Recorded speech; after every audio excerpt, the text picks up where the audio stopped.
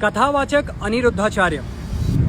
देखिए, सबसे पहले एक बात अपने मस्तिष्क में बिठा लीजिए और वीडियो के अंत तक इसे याद रखिएगा कि मेरा आपसे कोई बैर नहीं है, पर अगर कोई मेरे साधु भगवंतों पर गलत टिप्पणी करे तो उसकी खैर नहीं है। क्या कहा था आपने? जो जैनियों के गुरु हैं वो निवस्त्र क्यों रहते हैं? निर्वस्त्र नहीं रहना चाहिए, हमारी जो परंपरा है। अब वो क्यों रहते हैं, उन्हीं से सवाल करना चाहिए। तो आइए इसी बात पर आपका परिचय कराते हैं सनातन धर्म से।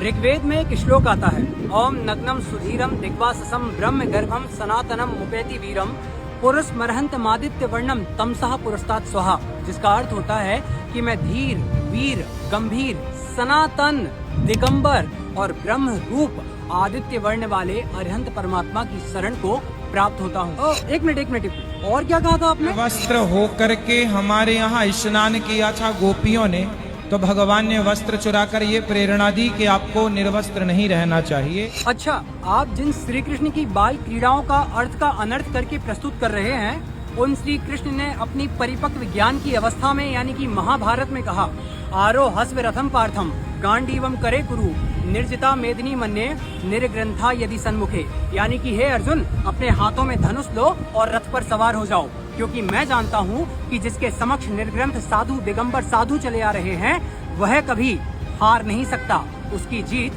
निश्चित है। मुझे नहीं पता कि एक कथावाचक होने के नाते आपके अंदर इतना ज्ञान क्यों नहीं है, क्योंकि यजुर्वेद में आता है, ओम नमो अरहंतो ऋषभो, यानी कि मैं अरहंत नाम वाले ऋषभ देव को प्रणाम करता हूँ। आप 2 मिनटों के लिए अपने कपड़ों को उतार दीजिए तो आपके अंदर वासनाओं के भाव आ जाते हैं, पर एक दिगंबर साधु जिसने अपनी वसनों का सदैव के लिए त्याग कर दिया है, समस्त परिग्रह का जीवन काल के लिए त्याग कर दिया है, उनके साथ आप 2 साल भी बैठ जाएंगे ना तो आपके अंदर कोई विकार भाव नहीं आएगा।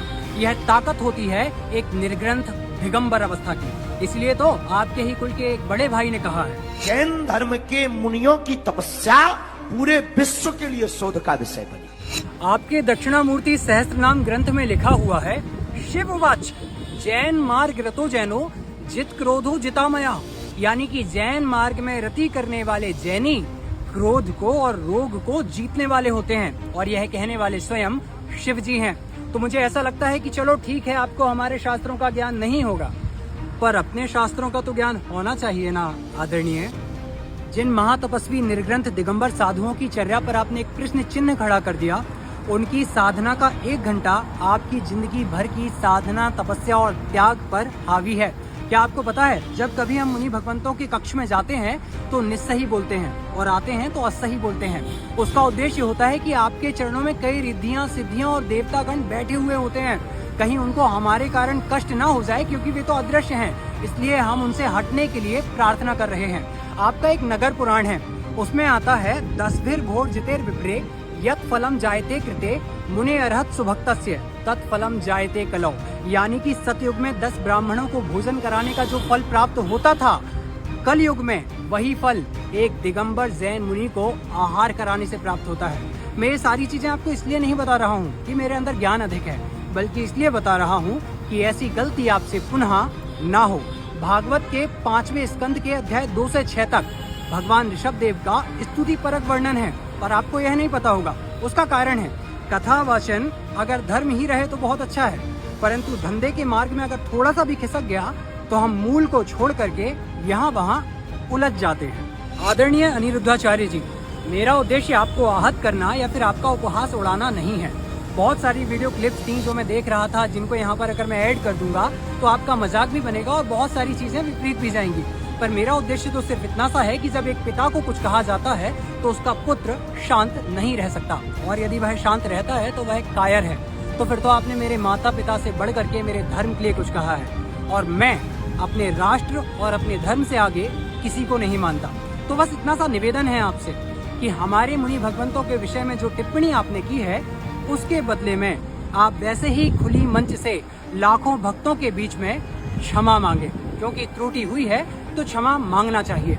आपका एक ग्रंथ है शिव पुराण, उसमें आता है, अष्टषष्टिषु तीर्थेषु यात्रायाम फलम भवेत श्री आदिनाथ देवस्य स्मरणे नापि तद भवेत, यानी कि 68 तीर्थों की यात्रा से जो फल प्राप्त होता है, मात्र आदिनाथ भगवान के नाम लेने से उतना ही फल प्राप्त होता है।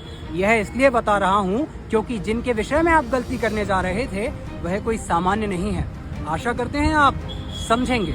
आदरणीय अनिरुद्धाचार्य जी, आप एक बड़े प्रसिद्ध और प्रतिष्ठित कथावाचक हैं, तो आपसे निवेदन है कि आपकी कथा के माध्यम से लोगों के मस्तिष्कों में, भोले भाले सीधे साधे लोगों के दिमागों में ऐसी कोई भी चीज ना जाए जो कि उनमें मिथ्या पथ का पोषण करे या फिर किसी और के प्रति बैर उत्पन्न करे।